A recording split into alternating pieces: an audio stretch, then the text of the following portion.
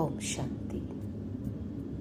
दिनांक 28 जुलाई सन 1971। मधुबन से उच्चारित बाप दादा के मधुर महावाक्य। वाणी का विषय है आकार में निराकार को देखने का अभ्यास। मीठे मीठे बाप दादा बोले, आकार को देखते निराकार को देखने का अभ्यास हो गया है। जैसे बाप आकार में निराकार आत्माओं को ही देखते हैं, वैसे ही बाप समान बने हो। सदैव जो श्रेष्ठ बीज होता है उसी तरफ ही दृष्टि और वृत्ति जाती है। तो इस आकार के बीच श्रेष्ठ कौन सी वस्तु है? निराकार आत्मा। तो रूप को देखते हो व रूह को देखते हो, क्योंकि अब तो अंतर को भी जान गए हो और महामंत्र को भी जान गए हो। जान लिया, देख भी लिया, बाकी क्या रहा? बाकी स्थित रहने की बात में अभ्यासी हो। तो हर एक ने अपना अपना अनुभव बताया। ऐसे समझे अंत तक पहले पाठ के अभ्यासी रहेंगे, अंत तक अभ्यासी हो रहेंगे व स्वरूप भी बनेंगे। अंत के कितना समय पहले यह अभ्यास समाप्त होगा और स्वरूप बन जाएंगे। जब तक शरीर छोड़ेंगे तब तक अभ्यासी रहेंगे। पहले पाठ की समाप्ति कब होती है? जो समझते हैं अंत तक अभ्यासी रहेंगे वह हाथ उठाओ। आकार में निराकार देखने के बाद पहला पाठ पूछ रहे हैं। अभी आकार को देखते निराकार को देखते हो। बातचीत किससे करते हो? निराकार से। आकार में निराकार देखने आए। इसमें अंत तक भी अगर अभ्यासी रहेंगे तो देही अभिमानी का अथवा अपने असली स्वरूप का जो आनंद व सुख है वह संगम युग पर नहीं करेंगे। संगम युग का वर्षा कब प्राप्त होता है? संगम युग का वर्षा कौन सा है? तो किसी ने कहा अतीन्द्रिय सुख। तो बाप दादा ने पूछा, यह अंत में मिलेगा क्या? जब जाने वाले होंगे। आत्मिक स्वरूप हो चलना व देही हो चलना यह अभ्यास नहीं है। अभी साकार को व आकार को देखते आकर्षण इस तरफ जाती है व आत्मा तरफ जाती है। आत्मा को देखते हो ना।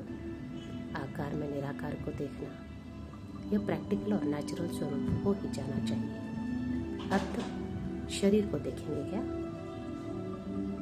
सर्विस तो आत्मा की करते हो ना। जिस समय भोजन स्वीकार करते हो तो क्या आत्मा को खिलाते हैं? वह शारीरिक भान में करते हैं। सीढ़ी उतरते और चढ़ते हो। सीढ़ी का खेल अच्छा लगता है। उतरना और चढ़ना किसको अच्छा लगता है? छोटे छोटे बच्चे कहाँ कहाँ भी सीढ़ी देखेंगे तो उतरेंगे, चढ़ेंगे जरूर। तो क्या अंत तक बचपन ही रहेगा क्या? वानप्रस्थी नहीं बनेंगे? जैसे शरीर की भी जब वानप्रस्थ अवस्था होती है तो धीरे धीरे बचपन के संस्कार मिटते जाते हैं ना। तो यह उतरना चढ़ना बचपन का खेल कब तक होगा? साक्षात्कार मूर्त तब बनेंगे जब आकार में होते निराकार अवस्था में होंगे। अगर ऐसे समझेंगे कि अंत तक अभ्यासी रहना है तो इस पहले पाठ को परिपक्व करने में ढीला बना जाएगा। फिर निरंतर सहज याद व स्वरूप की स्थिति की सफलता को देखेंगे नहीं। शरीर छोड़ेंगे तब सफल होंगे क्या? लेकिन नहीं, यह आत्मिक स्वरूप का अनुभव अंत के पहले ही करना है। जैसे अनेक जन्म अपनी देह के स्वरूप की स्मृति नेचुरल रही है, वैसे ही अपने असली स्वरूप की स्मृति का अनुभव भी थोड़ा समय भी नहीं करेंगे क्या? यह होना चाहिए। यह पहला पाठ कंप्लीट हो ही जाएगा। इस आत्म अभिमानी की स्थिति में ही सर्वात्माओं को साक्षात्कार कराने के निमित्त बनेंगे। तो यह अटेंशन रखना पड़ेगा। आत्मा समझना, यह तो अपने स्वरूप की स्थिति में स्थित होना है ना। जैसे ब्रह्मा कुमार व ब्रह्मा कुमारी कहने से ब्रह्मा बाप व ब्रह्मा कुमारपन का स्वरूप भूलता है क्या? चलते फिरते मैं ब्रह्मा कुमार हूँ यह भूलता है क्या? जब यह नहीं भूलता, शिववंशी होने के नाते अपना आत्मिक स्वरूप क्यों भूलते हो? बाप दादा कहते हो ना, जब शिव बाबा शब्द कहते हो तो निराकारी स्वरूप सामने आता है ना। तो जैसे ब्रह्मा कुमारपन का स्वरूप चलते फिरते पक्का हो गया है, ऐसे ही अपना शिववंशी का स्वरूप क्यों भूलना चाहिए? ब्रह्मा कुमार बन गए हो और शिववंशी स्वरूप अंत में बनेंगे। बाप दादा इकट्ठा बोलते हो व अलग अलग बोलते हो। जब बाप दादा शब्द इकट्ठा बोलते हो तो अपना दोनों ही आत्मिक स्वरूप और ब्रह्मा कुमार का स्वरूप दोनों ही याद नहीं रहता क्या? यह अभ्यास पहले से ही कंप्लीट करना पड़ेगा। अंत के लिए तो और बहुत बातें रह जाएंगी। सुनाया था ना, अंत के समय नई नई परीक्षाएं आएंगी, जिन परीक्षाओं को पास कर संपूर्णता की डिग्री लेंगे। अगर ये पहला पाठ स्मृति में नहीं होगा तो संपूर्णता की डिग्री भी नहीं ले सकेंगे। डिग्री ना मिलेगी तो क्या होगा? धर्मराज की डिग्री निकलेगी। तो ये अभ्यास बहुत पक्का करो। जैसे पहला विकार एकदम संकल्प रूप से भी निकालने का निश्चय किया तो उसमें विजय मेजोरिटी बने है ना। अपनी प्रतिज्ञा के ऊपर मदार है। जिस बात की फोर्स से प्रतिज्ञा करते हो तो वह प्रतिज्ञा प्रैक्टिकल रूप ले लेती है। अगर समझते हो यह अंत का कोर्स है तो फिर रिजल्ट क्या होती है? प्रैक्टिकल नहीं होती है, प्रैक्टिस ही रह जाती है। यह बातें तो पहले क्रॉस करनी है। अगर अंत तक क्रॉस करेंगे तो कंप्लीट अतीन्द्रिय सुख का वर्षा कब प्राप्त करेंगे?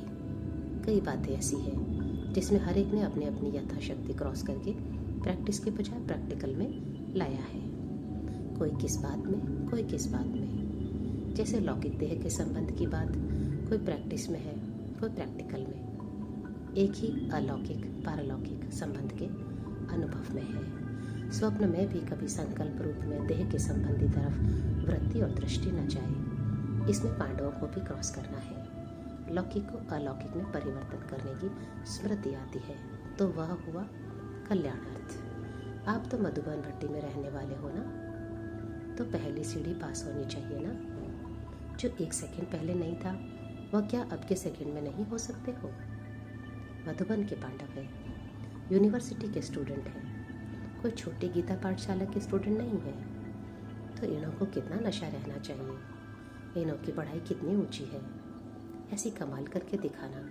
जो 1 सेकंड पहले आप लोगों से ना उम्मीद रखे वह दूसरे सेकंड कभी उम्मीदवार बन जाए, सभी उम्मीदवार बन जाए। महावीर सेना ने क्या किया?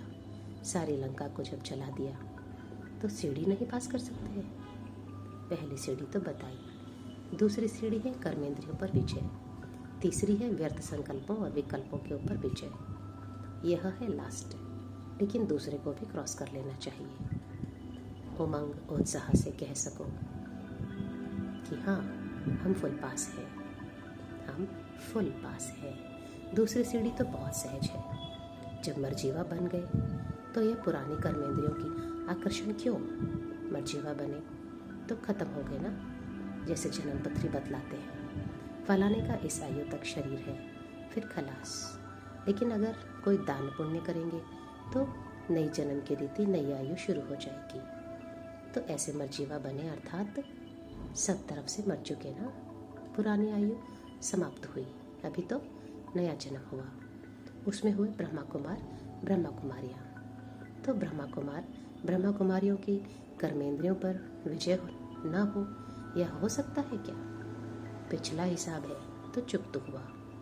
जब मर्जीवा बने, ब्रह्मा कुमार बन गए, तो फिर कर्मेंद्रियों के वश कैसे हो सकते हैं?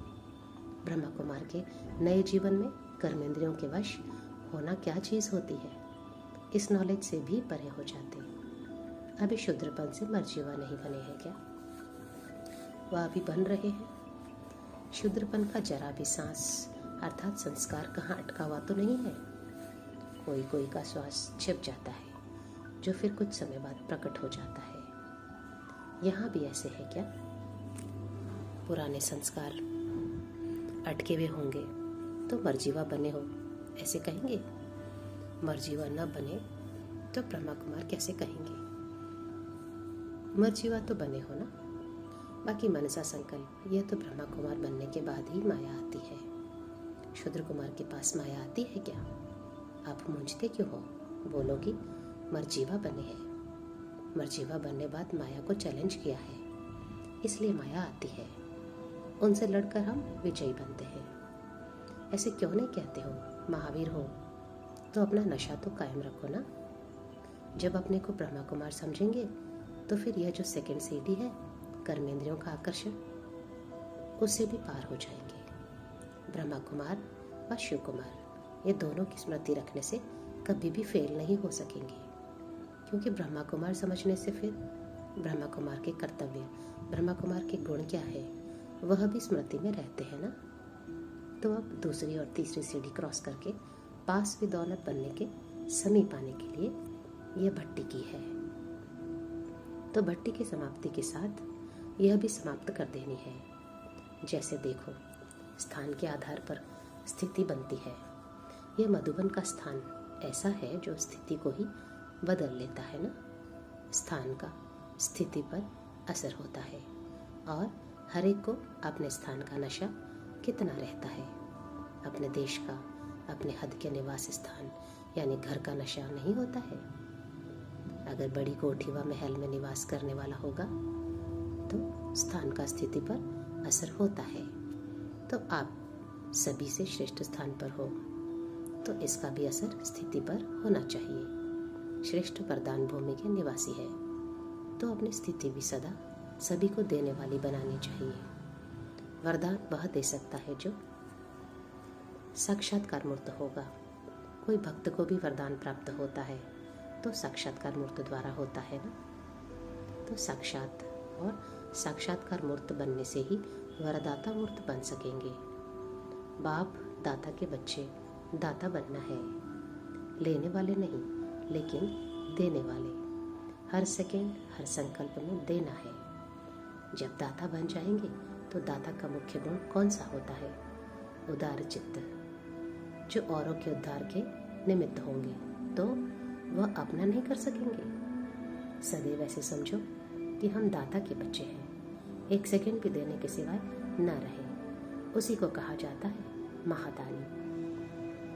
सदैव देने के द्वार खुले हो, जैसे मंदिर का दरवाजा सदैव खुला रहता है। यह तो आजकल बंद करते हैं, तो ऐसे दाता के बच्चे के देने के द्वार कभी बंद नहीं होता। हर सेकंड हर संकल्प चेक करो, कुछ दिया लिया तो नहीं, देते जाओ। लेना है बाप से, वह तो ले ही लिया, अब देना है। लेने का कुछ रहा है क्या? सभी कुछ जो लेना था वह ले लिया, बाकी रह गया देना। जितना जितना देने में बिजी होंगे तो यह बातें जिसको क्रॉस करना मुश्किल लगता है वो बहुत सहज हो जाएंगी, क्योंकि महादानी बनने से महान शक्ति की प्राप्ति स्वतः होती है। तो यह कार्य तो अच्छा है ना। देने के लिए तो भंडारा भरपूर है ना। इसमें फुल पास है। जिसमें फुल पास हो उसको राइट लगाते जाओ। जिसमें समझते हो फुल पास होना है तो भट्टी से फुल पास हो निकलना। जितना दाता बनते हैं उतना भरता भी जाता है। भंडारा भरपूर है तो क्यों ना दाता बने। इसको ही कहा जाता है निरंतर रूहानी सेवाधारी।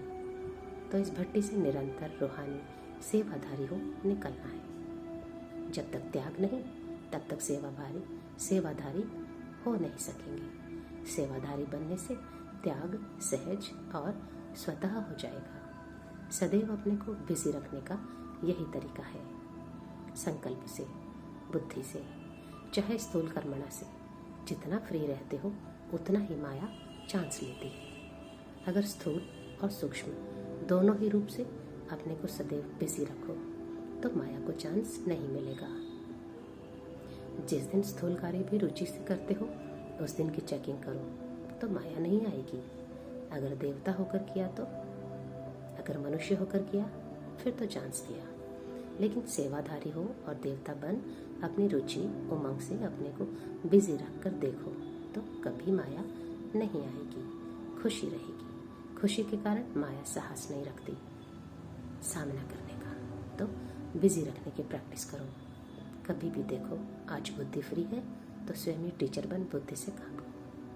जैसे स्थूल कार्य की डायरी बनाते हो, प्रोग्राम बनाते हो कि आज सारा दिन यह कार्य करेंगे, फिर चेक करते हो। इसी प्रमाण अपनी बुद्धि को बिजी रखने का भी डेली प्रोग्राम होना चाहिए।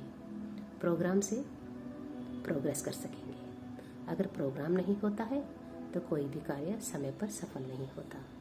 डेली यानी रोज़ डेली डायरी होनी चाहिए। क्योंकि सभी बड़े थे बड़े हो ना, बड़े आदमी प्रोग्राम फिक्स करके फिर कहाँ जाते हैं। तो अपने को भी बड़े थे बड़े बाप का समझकर हर सेकंड का भी प्रोग्राम फिक्स करो।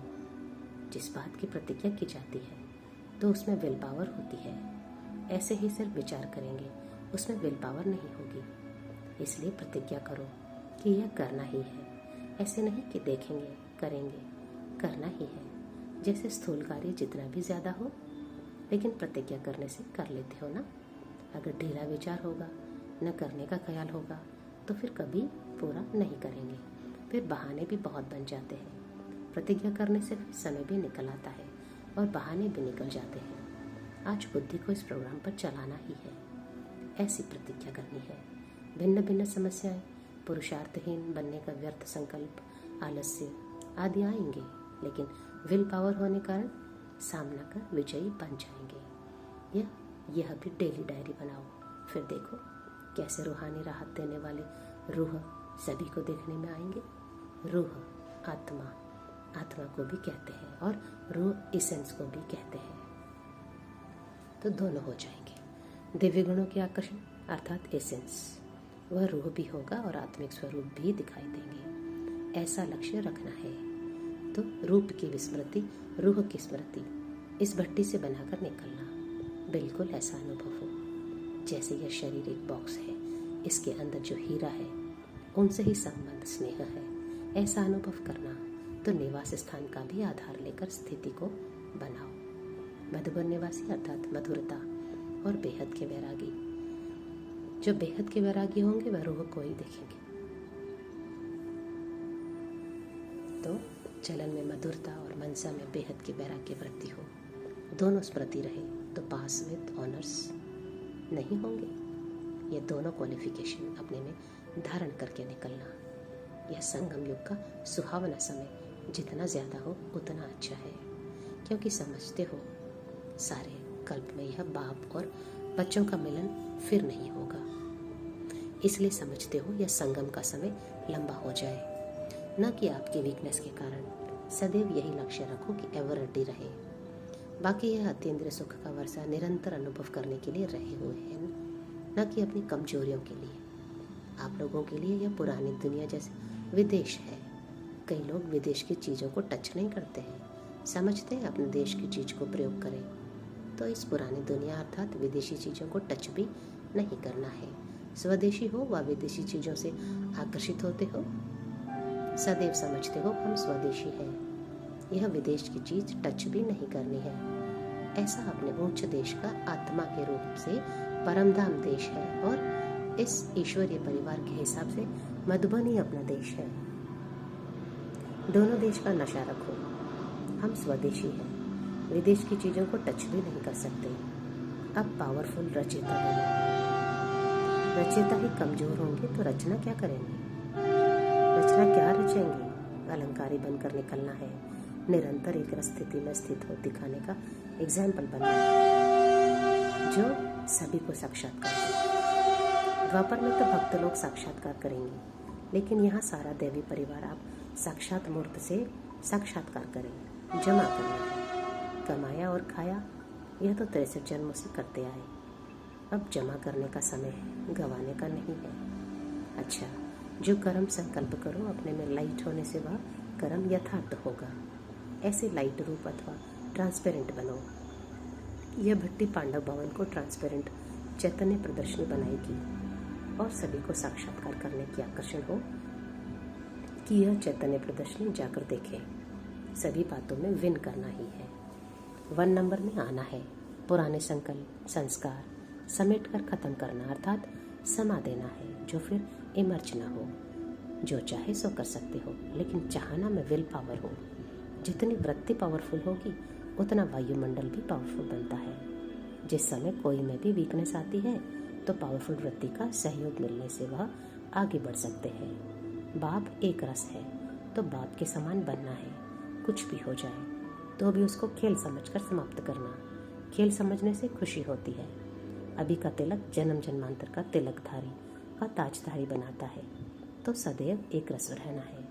फॉलो फादर करना है। जो स्वयं हर्षित है वह कैसे भी मन वाले को हर्षित करेगा। हर्षित रहना, यह तो ज्ञान का गुण है। इसमें फिर रूहानियत ऐड करना है। हर्षितपन का संस्कार भी एक वरदान है जो समय पर बहुत सहयोग देता है।